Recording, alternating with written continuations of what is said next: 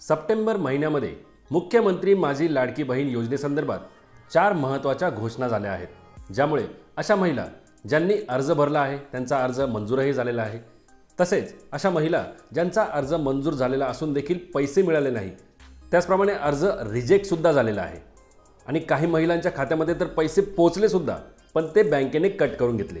तर अशा महिलांना दिलासा मिळणार आहे। तर काय आहेत त्या 4 घोषणा जाणून घेऊया आजच्या या व्हिडिओमध्ये। पण त्यापूर्वी जर आपल्या चॅनलवर नवीन असाल तर अवश्य सबस्क्राइब करा, बेल आयकन प्रेस करून ऑल नोटिफिकेशन सिलेक्ट करा, म्हणजे अशा प्रकारचेच महत्त्वपूर्ण अपडेट्स तुमच्याकडून मिस होणार नाहीत। नमस्कार मित्रांनो, ज्या महिलांचे अर्ज भरून ते जमा झालेले आहेत परंतु अजूनही स्टेटस पेंडिंग दिसत आहे, तर या संदर्भात माहिती देताना महिला व बाल विकास मंत्री अदिती तटकरे यांनी सांगितले आहे की मुख्यमंत्री माझी लाडकी बहीण योजनेअंतर्गत सर्व पात्र महिलांना लाभ दिला जाणार आहे।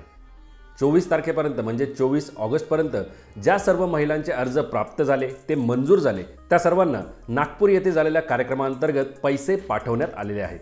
आता ज्यांचे अर्ज हे 24 तारखेनंतर आले असतील, 24 तारखेनंतर त्यांनी जमा केले असतील, तर अशा अर्जांची पडताळणीची प्रक्रिया ही जिल्हास्तरीय म्हणजे डिस्ट्रिक्ट लेवलला सुरू आहे। डिस्ट्रिक्ट लेवलला अर्ज मंजूर झाल्यानंतर त्यांची एक लिस्ट बनवली जाते। ती लिस्ट येते विभागाकडे, महिला व बाल विकास विभागाकडे। या विभागाकडे आल्यानंतर ती लिस्ट लगेचच बँकेकडे पाठवली जाते आणि त्या महिलांच्या खात्यावर पैसे पोहोचवले जातात। आणि आता सप्टेंबर महिना सुरू झालेला आहे, तर ज्या महिलांना अजूनही पैसे भेटलेले नाही, ज्यांचा अर्ज मंजूर आहे पण पैसे भेटलेले नाही, तर काळजी करू नका। तुमचं आधार आणि बँक लिंक असेल तर तुमच्या खात्यामध्ये जुलै, ऑगस्ट आणि सप्टेंबर या 3 महिन्यांचे 4,500 रुपये आता डायरेक्टली क्रेडिट होणार आहेत। दुसरी मोठी घोषणा, आता ज्या महिलांचे अर्ज रिजेक्ट झाले त्यांचं काय? तर महिला व बाल विकास मंत्री अदिती तटकरे यांनी नागपूर येथे झालेल्या कार्यक्रमांतर्गत ही मोठी घोषणा केली आहे। विभाग म्हणून हा निर्णय घेतलेला आहे की जे काही 50,000 फॉर्म रिजेक्ट झालेले आहेत यांना सुद्धा पुन्हा फॉर्म भरण्याची संधी ही आपण सप्टेंबर महिन्यामध्ये देणार आहोत। त्यांनी सांगितलेल्या माहितीनुसार जवळपास 50,000 अर्ज असे आहेत जे रिजेक्ट झालेले आहेत। प्रत्येक अर्जामागे रिजेक्ट होण्याचे काही ना काही कारण आहे। तर अशा महिलांना त्यांची पात्रता सिद्ध करता यावी यासाठी रिजेक्ट अर्ज पूर्ण भरण्यासाठी पुन्हा एक संधी दिली जाणार आहे। पण ती संधी केव्हा मिळेल? ती संधी मिळाल्यानंतर रिजेक्ट झालेला अर्जच आपल्याला पुन्हा भरावा लागणार की आपल्याला नव्याने अर्ज भरावा लागणार, ही सर्व माहिती लवकरच आपल्या चॅनलवर उपलब्ध होईल। त्यामुळे मी सांगेल, जर तुम्ही अजूनही सबस्क्राइब केले नसेल तर आपल्या चॅनलला सबस्क्राइब करा, म्हणजे लवकरात लवकर ती माहिती तुमच्यापर्यंत पोहोचवली जाईल। तुमचाही अर्ज रिजेक्ट झाला असेल तर त्याचे कारण तुम्हाला माहिती असणे गरजेचे आहे। तुमच्या रिजेक्ट झालेल्या अर्जाचे कारण हे तुम्हाला त्या ठिकाणी असलेल्या व्ह्यू रिझन या बटनवर क्लिक करून जाणून घेता येणार आहे। त्यामुळे अर्ज रिजेक्ट का झाला, कोणती माहिती अर्जामध्ये अपुरी आहे किंवा कोणतं डॉक्युमेंट लावलेलं नाही किंवा ते चुकीचं लावण्यात आलेलं आहे, ही सर्व माहिती मिळेल। त्यानुसारच सर्व माहिती किंवा ते कागदपत्र रेडी ठेवा, म्हणजे ही संधी प्राप्त होताच नवीन अर्ज भरताना ती सर्व माहिती अचूकपणे जोडता येईल, अचूकपणे भरता येईल। आता ही संधी मिळाल्यानंतरही तुमचा अर्ज चुकला तर अजून एक संधी मिळण्याची शक्यता कमीच वाटत आहे। त्यामुळे रिजेक्ट झाल्याचे रिझन व्यवस्थित समजून घ्या, त्यानुसार कागदपत्र आणि माहिती रेडी ठेवा। जसे तुम्हाला माहिती आहे की आता OTP टाकण्याची गरज पडत नाही, तर OTP शिवाय मुख्यमंत्री माझी लाडकी बहीण योजनेचा फॉर्म कसा भरायचा स्टेप बाय स्टेप ही माहिती तुम्हाला आपल्या चॅनलवरील या व्हिडिओमध्ये नक्की मिळेल। त्यामुळे हा व्हिडिओ तुम्ही नक्की बघा, तुमचा अर्ज व्यवस्थित भरा।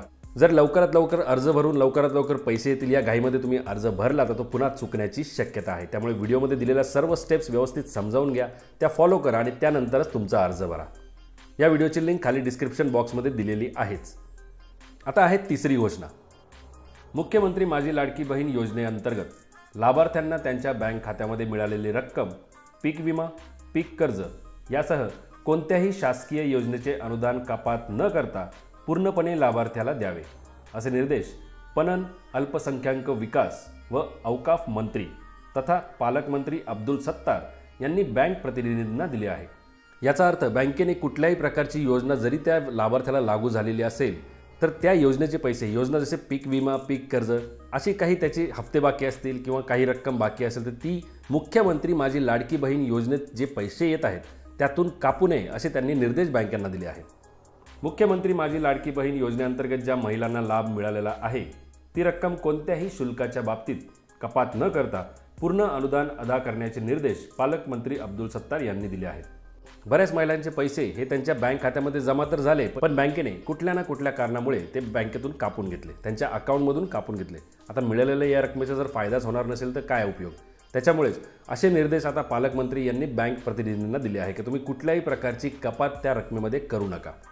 चौथी मोठी घोषणा, महिलांचे स्वतःचे बँक अकाउंट असणे गरजेचे आहे आणि महिलांचे स्वतःचे आधार कार्ड त्यांच्या स्वतःच्या बँक अकाउंटसोबत लिंक असणेही तितकेच महत्त्वाचे आहे. कुणाच्या मार्फत नाही, डायरेक्ट तुमचं आधार कार्डमधनं तुमच्या बँकेच्या अकाउंटला पैसा, मधी नाही. बँक अकाउंट जर तुमच्या आधार नंबरसोबत लिंक नसेल तर ते लवकरात लवकर करून घ्या, कारण ज्यावेळी तुमचे आधार आणि बँक लिंक होणार, आधारची सीडिंग प्रोसेस पूर्ण होणार, त्यावेळेस तुमच्या खात्यामध्ये पैसे येणार, अशी माहिती महिला व बाल विकास मंत्री आदिती तटकरे यांनी याआधीच दिलेली आहे. आता आधार आणि बँक लिंक आहे का, कुठली बँक लिंक आहे, आधारचे लिंकिंग स्टेटस काय आहे, आधार सीडिंग किंवा DBTचे स्टेटस काय आहे, याबद्दल जर सविस्तर माहिती पाहिजे असेल तर आपल्या चॅनलवरील हा व्हिडिओ नक्की बघा. यामध्ये सर्व डिटेल माहिती तुम्हाला मिळेल की कशा प्रकारे आपण स्टेटस चेक करू शकतो, स्टेटस जर इनॅक्टिव्ह असेल तर काय करायचे, स्टेटस जर एनेबल्ड फॉर DBT असेल तर काय करायचे, नेव्हर एनेबल्ड फॉर DBT असेल तर काय करायचे, ही सर्व माहिती या व्हिडिओमध्ये दिलेली आहे. कारण आधार सीडिंग पूर्ण झालेली असेल, आधार लिंकची स्टेटस पूर्ण झालेली असेल तरच तुमच्या खात्यामध्ये सरकारकडून येणारे हे पैसे जमा केले जाणार आहेत. व्हिडिओ कसा वाटला हे नक्की कळवा, एक लाईक करा आणि अशाच माहितीपूर्ण व्हिडिओजकरिता आपल्या चॅनलला जरूर सबस्क्राईब करा. धन्यवाद. जय हिंद, जय महाराष्ट्र.